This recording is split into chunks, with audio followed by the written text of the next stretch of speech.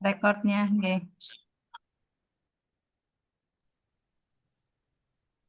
Bismillahirrahmanirrahim. Assalamualaikum warahmatullahi wabarakatuh.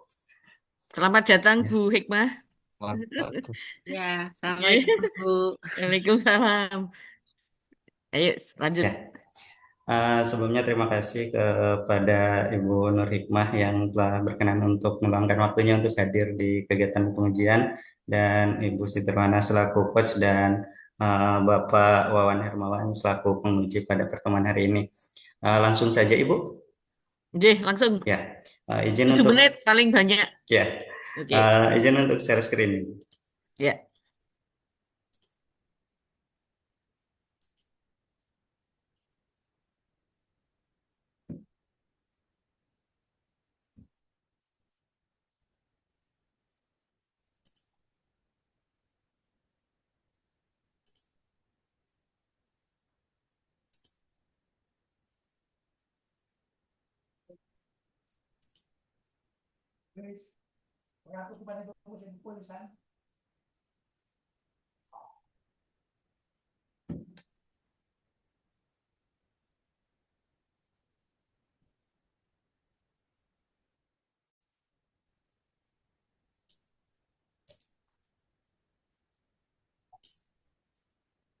Baik, apakah sudah tampil di layar Bapak Sudah, Ibu semua? Sudah. Ya. sudah silakan. Ya, Bismillahirrahmanirrahim.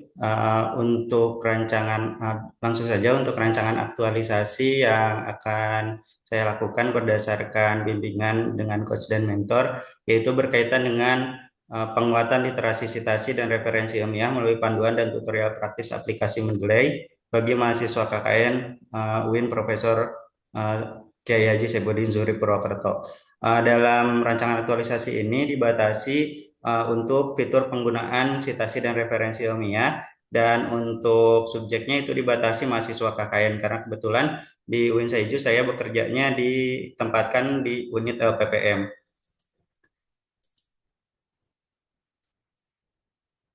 Ada beberapa isu, terutama 5 isu yang saya temukan sebelum ditemukannya core isu, yaitu yang pertama, belum semua sivitas akademik menerapkan budaya disiplin waktu secara konsisten. Terus yang kedua, belum optimalnya kemampuan mahasiswa dalam menulis citasi dan referensi karya tulis ilmiah sesuai standar akademik yang berlaku. Yang ketiga, minimnya literasi gender dan seksualitas di lingkungan kampus. Yang keempat, kurangnya partisipasi dan keterlibatan mahasiswa dalam kegiatan penelitian. Yang kelima, belum adanya sistem digital dan pembentukan kelompok KKN mahasiswa. Tentunya isu-isu ini saya dukung dalam laporan rancangan aktualisasinya dengan fakta yang menunjukkan bahwa isu ini memang sedang terjadi terutama di unit kerja LPPM.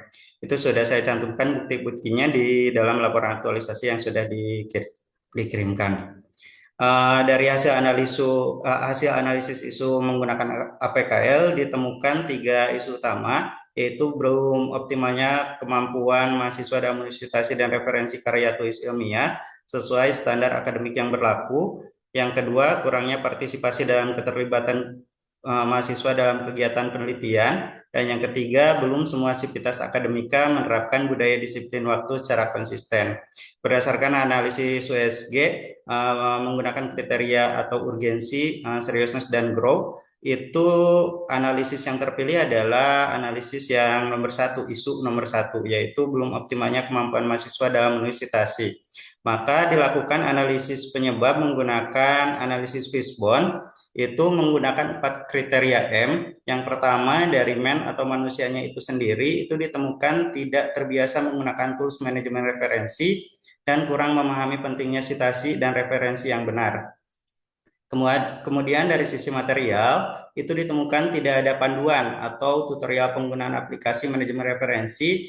Ini dilihat dari hasil observasi dan wawancara kepada kampus, pengabdian kepada masyarakat. Memang belum ada, baru ada panduan kewajiban bahwa mahasiswa itu diwajibkan, untuk mahasiswa KN diwajibkan membuat 2 artikel pasca KKN.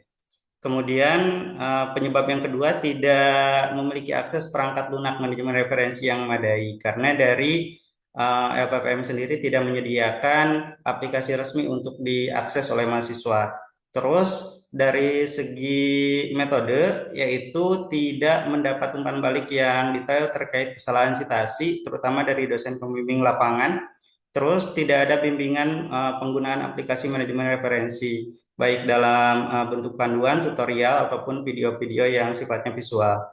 Kemudian dari sisi lingkungan, tidak tersedianya forum atau grup diskusi literasi citasi dan referensi karya ilmiah, sehingga mahasiswa kesulitan ketika mendapat permasalahan atau tidak paham alur penggunaannya, karena tidak ada untuk diskusi. Kemudian kurangnya kampanye penulisan sitasi dan referensi di lingkungan kampus, terutama dari BPM. Ini dilihat dari media sosial, baik itu Instagram atau websitenya, tidak ada kampanye mengenai penggunaan sitasi Mendeley ini. Kemudian disusun matrik rancangan aktualisasi yang merupakan bagian dari gagasan pemecahan isu yang terpilih, core isu yang terpilih, yaitu ada 5 tahapan kegiatan. Yang pertama itu penyampaian maksud dan tujuan rancangan aktualisasi kepada mentor. Ini udah dimulai dari sebelum kegiatan rancangan aktualisasi ini diseminarkan. Dan nanti setelah seminar juga itu melakukan konsultasi lanjutan dari hasil seminar. Ada 3 tahapan. Yang pertama melakukan konsultasi, yang kedua penyampaian draft rancangan, yang ketiga melakukan perbaikan. Adapun output hasilnya yaitu semuanya berupa dokumen. Yang pertama dokumen rancangan aktualisasi dan catatan perbaikan dan rancangan aktualisasi yang telah direvisi. Kemudian keterkaitan dengan core value-nya ini berkaitan dengan berorientasi pelayanan karena dipastikan untuk memenuhi kebutuhan mahasiswa. Terus dari sisi akuntabelnya disusun dengan tanggung jawab. Terus harmonis menjalin komunikasi efektif dengan mentor dan coach. Dan di tabel yang sebelah kiri ini adalah kontribusi terhadap visi misi organisasi, terutama di sini unit kerja atau LPPM-nya. Ini kontribusinya. Kemudian pada langkah yang kedua, saya melakukan studi literatur aplikasi Mendeley. Tahapan kegiatannya ada 2. Yang pertama menelaah dan menyeleksi literatur dari buku, website resmi, serta berkonsultasi dengan ahli. Ahli di sini terutama yang saya maksudkan itu adalah kapus publikasi untuk di LPPM. Terus tahapan yang kedua yaitu menelaah tools yang terdapat pada aplikasi Mendeley. Outputnya adalah sintesis hasil studi literatur, dan yang kedua adalah ringkasan analisis tools utama Mendeley yang akan digunakan. Kemudian keterkaitan core value pada berakhlaknya yaitu dari sisi kompeten meningkatkan kemampuan teknis dan wawasan dalam bidang referensi akademik. Dan dari adaptifnya, sisi adaptifnya itu responsif terhadap perkembangan teknologi. Dan dari kolaboratifnya itu melibatkan berbagai pihak untuk validasi informasi yang tepat. Karena tadi konsultasi juga dengan tenaga ahli, salah satunya kapus publikasi di LPPM. Kemudian tahapan yang ketiga yaitu membuat panduan penggunaan aplikasi Mendeley. Ada 3 tahapan. Yang pertama membuat langkah-langkah instalasi Mendeley, penggunaan dan integrasi dengan Microsoft Word. Yang kedua mendesain panduan dilengkapi visual gambar. Yang ketiga melakukan konsultasi dengan mentor untuk finalisasi isi panduan penggunaan Mendeley. Ini outputnya ada draft materi. Terus yang kedua rancangan e-book panduannya, dan yang ketiga catatan dan dokumen hasil. Nilai yang diambil dari core value berakhlaknya yaitu akuntabel karena panduan ini disusun secara sistematis dan dapat dipertanggungjawabkan. Dan dari sisi loyalnya yaitu memberikan kontribusi nyata untuk kemajuan kualitas akademik, terutama dalam pelayanan kegiatan KKN mahasiswa UIN Saizu. Terus tahap yang keempat yaitu membuat konten visual tutorial. Ada 3 tahapan. Yang pertama mendesain infografis alur penggunaan aplikasi manajemen referensi Mendeley. Ini merespon penyebab isu tadi. Salah satunya adalah tidak adanya kampanye. Makanya dibuat juga infografis. Terus yang kedua membuat video tutorial berdasarkan topik dengan berkonsultasi pada digital creator. Dan yang ketiga, melakukan konsultasi dengan mentor untuk finalisasi konten visual tutorial penggunaan Mendeley. Outputnya adalah yang pertama rancangan infografis, yang kedua rancangan video, yang ketiga catatan dan dokumen hasil perbaikan. Sisi core value-nya ini menerapkan core value adaptif dan kolaboratif. Kemudian langkah yang kelima yaitu mempublikasikan luaran aktualisasi pada website dan media sosial LPPM. Tahapan kegiatannya terdiri dari empat, melakukan koordinasi dengan pengelola web dan admin media sosial LPPM. Ini sudah mulai saya koordinasikan terutama ke bagian TIPD. Terus yang kedua mempublikasikan infografis pada media sosial LPPM. Yang ketiga mempublikasikan panduan dan tutorial praktis pada web LPPM. Dan yang terakhir menyediakan grup diskusi dan forum feedback online terkait kebermanfaatan konten. Ini merupakan bagian dari helpdesk juga kalau misalkan mahasiswa kesulitan atau ada hal yang tidak dimengerti dari isi panduan. Terus outputnya itu mendapat izin akses publikasi, infografis terupload pada media sosial, terus panduan dan tutorial praktis terupload pada web, dan adanya grup WA dan form feedback. Untuk core value berakhlaknya, yaitu berkaitan dengan nilai loyal karena mendukung optimalisasi peran lembaga, terus kolaboratif karena melibatkan berbagai pihak untuk distribusi informasi termasuk tadi TIPD. Kemudian akuntabelnya memastikan konten diunggah dengan tepat dan dapat diakses publik. Terus yang keempat, orientasi pelayanan, dan yang terakhir sisi harmonis menjalin komunikasi efektif berdasarkan kebutuhan mahasiswa melalui grup WhatsApp. Terus ini sisi kontribusi terhadap visi misi LPPM-nya itu sendiri. Dari rancangan kegiatan yang telah dibuat, tentunya ada kendala dan alternatif solusi yang saya rancang juga. Yang pertama dari kendala dan alternatif solusi dari setiap tahapan kegiatan. Untuk kegiatan pertama itu mungkin kesulitan dalam menentukan pertemuan jadwal dengan mentor. Salah satu kesulitannya itu bisa diatasi alternatif solusinya dengan menentukan opsi waktu dan alternatif. Salah satunya misal melalui WhatsApp, Zoom atau lain sebagainya. Terus melakukan studi literatur aplikasi Mendeley, ini mungkin kendala yang bakal muncul adalah berkaitan dengan tidak relevan atau tidak mutakhir dan sulit memahami fitur teknis Mendeley. Ini dapat diatasi dengan memfokuskan sumber pada sumber resmi dan jurnal terindeks. Kemudian konsultasi dengan pengguna berpengalaman. Terus membuat panduan penggunaan aplikasi Mendeley. Ini dari sisi kemungkinan kendala, panduan sulit dipahami pemula, terus visualisasi kurang jelas atau menarik. Alternatif solusinya adalah uji coba pada mahasiswa untuk umpan balik dan menggunakan tools desain seperti Canva agar lebih menarik. Untuk yang keempat, kendalanya kurang ahli dalam desain grafis atau editing video. Kalau misalkan dinilai dari ahli editing misal, itu bisa kolaborasi dengan ahli desain atau digital creator. Yang kedua, konten terlalu teknis dan sulit dipahami itu dapat diatasi dengan menggunakan bahasa sederhana dan contoh nyata dalam skrip panduannya. Terus yang terakhir mempublikasikan luaran aktualisasi pada website media sosial itu terbatasnya akses publikasi langsung dan audiens kurang terlibat responsif. Itu dapat diatasi dengan koordinasi lebih awal dengan admin web atau medsos, makanya saya sudah melakukan koordinasi dari sekarang juga. Terus menggunakan pendekatan interaktif seperti forum grup WhatsApp untuk mengatasi kurangnya keterlibatan.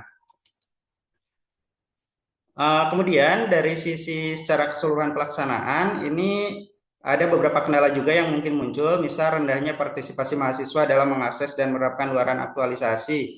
Ini bisa di alternatif solusi dengan mengintegrasikan panduan dan tutorial praktis ini pada pembekalan resmi KKN angkatan berikutnya.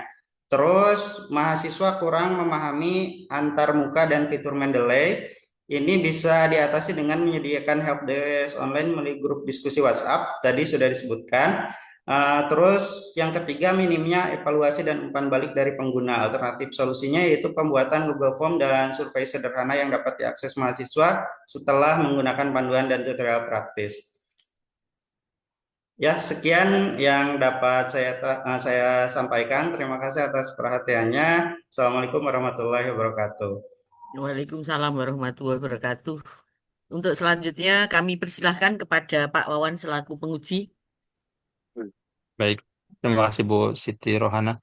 Bismillahirrahmanirrahim. Assalamualaikum warahmatullahi wabarakatuh. Yang saya Waalaikumsalam hormati warahmatullahi. mentornya Bu Nur Hikmah ya, Ya, Mas Didi Iya, ya. betul iya, Yang iya. saya Bapak. hormati Ibu Nur Hikmah selaku mentor. Terima kasih Bu sudah berkenan hadir. Yang saya Ya, hormati Ibu Tirohana selaku coach. Terima kasih Mas Didi atas paparannya. Ini mah aman Bu Siti Rohana. Saya udah cek rancangannya. ya, Jadi dari beberapa rancangan memang ada beberapa orang yang menonjol di grup ini. Jadi ya, Mas Didi salah satunya. Jadi nggak ada masukan, cuman kalau sedikit melihat timeline ya, Mas Didi. Iya, Eh, Timeline itu eh, intinya kan sebenarnya di kegiatan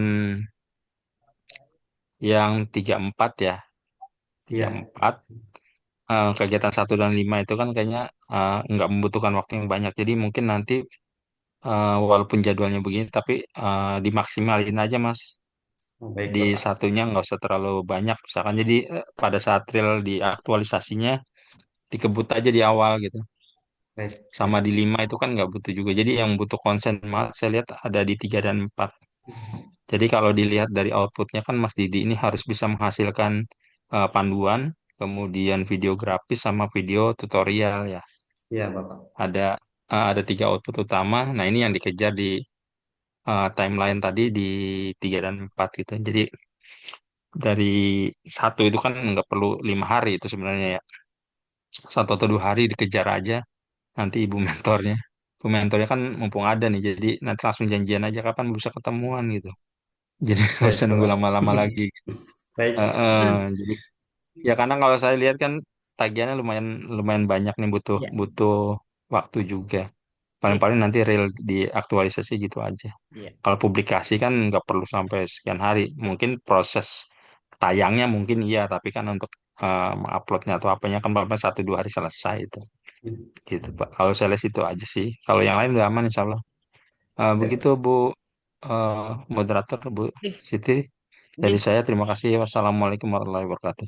Waalaikumsalam. Terima kasih Pak Wawan. Kami persilahkan kepada Ibu Hikmah selaku mentor. Waktu kurang lebih 5 menit untuk memberikan penguatan. Baik, terima kasih. Assalamualaikum warahmatullahi wabarakatuh. Waalaikumsalam Waalaikumsalam warahmatullahi Waalaikumsalam warahmatullahi wabarakatuh. warahmatullahi wabarakatuh. wabarakatuh. Yang kami hormati Pak Wawan selaku penguji, yang kami hormati Bu Siti Rohana selaku moderator, dan juga Mas Dik Dik Garnika selaku peserta di Klatsar. Terima kasih kesempatan yang diberikan kepada saya selaku mentor dari Dik Dik Garnika. Eh, Terkait dengan rancangan aktualisasi yang akan dilaksanakan oleh Mas Dik Dik Garnika ini, memang sesuatu hal yang penting dan dibutuhkan, terutama untuk mahasiswa UIN Sesu Purwokerto, dan terutama yang sekarang posisi sedang KKN.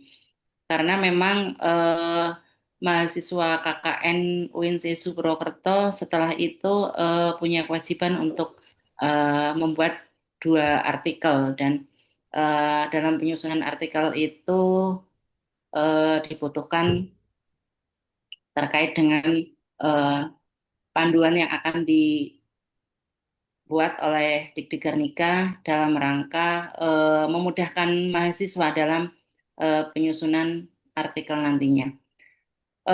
Mas Didi Garnika sebagai dosen yang memang saat ini ditempatkan, disetafkan di LPPM, yaitu Lembaga Penelitian dan Pengabdian pada Masyarakat, yang eh, di bawahnya LPPM itu ada Kepala Pusat Penelitian dan Pengabdian yang memang di situ membawahi program-program terkait KKN. Dan saat ini memang eh, Mas Didik mengangkat ini sangat tepat karena posisi sekarang mahasiswa sedang melaksanakan KKN dan akan berakhir di, kalau nggak salah, akhir Agustus atau awal September. Kemungkinan di awal September ini selesai. Jadi dengan Mas Didik nanti membuat panduan ini, akan sangat bermanfaat baik untuk lembaga UIN Purwokerto dan juga untuk mahasiswa yang saat ini sedang KKN khususnya dan itu akan bisa digunakan untuk ke depannya. Saya yakin dengan Mas Didik sebagai dosen yang memang sudah menguasai terkait dengan aplikasi Mendeley ini akan mampu menyelesaikan rancangan aktualisasi yang sudah dirancang eh, akan selesai dalam waktu yang sudah ditetapkan sampai dengan berakhirnya pelaksanaan LACAR ini. Semoga semuanya akan dapat terselesaikan dengan baik dan lancar dan akan bermanfaat untuk lembaga dan juga untuk sivitas akademika UIN Purwokerto. Demikian dari saya cukup. Terima kasih. Wassalamualaikum warahmatullahi wabarakatuh. Waalaikumsalam Waalaikumsalam warahmatullahi warahmatullahi wabarakatuh. Waalaikumsalam. Terima kasih Bu Hikmah selaku mentor Mas Didik Iya, supportnya. kami Ibu. Untuk Mas Didi, silakan masukan-masukan dari Pak Penguji, dari Bu Mentor tadi dijadikan sebagai masukan yang baik. Kemudian untuk melanjutkan melaksanakan ya aktualisasi, selanjutnya membuat laporannya. Selamat bertugas. Terima kasih Pak Wawan, terima kasih Bu Ikmah. Mari kita akhiri dengan baca hamdalah bersama-sama. Alhamdulillah ya Alhamdulillahirabbil rabbil Terima alamin. kasih Pak Ya, Wawan, Bu Siti. Izin live nih. Ya, Bapak sama-sama Ibu. Terima kasih. izin. terima kasih Ibu Bapak Sukses semuanya. Mas Dik-Dik. Iya, Hmm. Izin deh. iya, silahkan.